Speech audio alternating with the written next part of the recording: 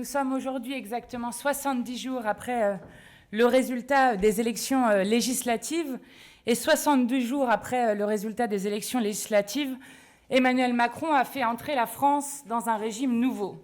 Jamais, ni dans la 5e, ni dans la 4e République, nous n'avions vu un président de la République nier ainsi le résultat des urnes, s'accrochant au pouvoir alors qu'il a été battu 3 fois dans les élections,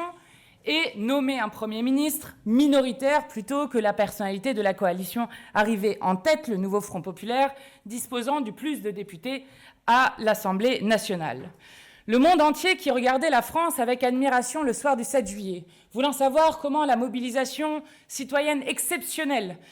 avait permis de battre l'extrême droite, déjouant ainsi tous les pronostics et l'ensemble des sondages qui avaient été faits, donnant l'extrême droite en tête. Le monde entier regarde aujourd'hui avec stupeur la France, pointant une dérive autoritaire dangereuse du président de la République.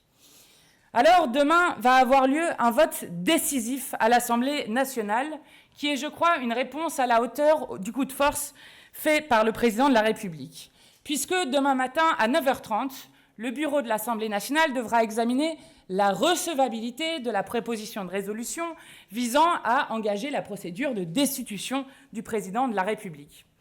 Je veux alerter solennellement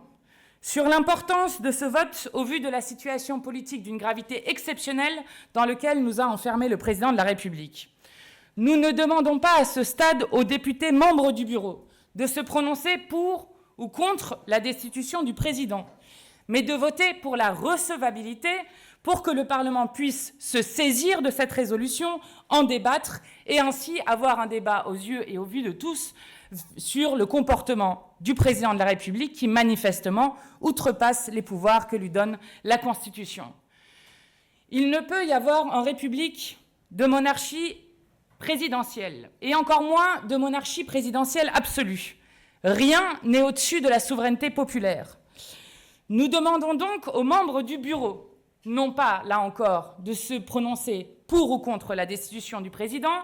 mais de laisser la représentation du peuple reprendre ses droits, celui de débattre, de voter et de résister contre la loi de l'arbitraire et contre la toute-puissance des souverains, qu'ils soient rois ou monarques présidents. Je dis donc solennellement à l'ensemble des parlementaires membres du bureau que voter contre, c'est empêcher le débat et priver ainsi la représentation nationale, mais aussi le peuple tout entier, d'un débat qui est sain dans une démocratie. Je le dis solennellement, voter contre,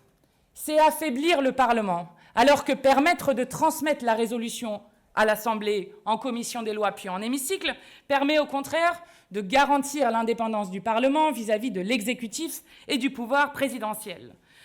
Voter contre, c'est aller à l'encontre de la souveraineté populaire qui s'est exprimée massivement dans les urnes et qui a été niée ensuite par un président de la République qui se vit comme un autocrate. Et voter contre, c'est ne pas, en quelque sorte, relayer les revendications qui ont été exprimées dans la rue par nombre d'organisations le 7 septembre dernier, avec 300 000 personnes qui ont manifesté partout dans le pays, ou les 300 000 personnes qui ont signé la pétition qui a été lancée sur le site macron-destitution.fr.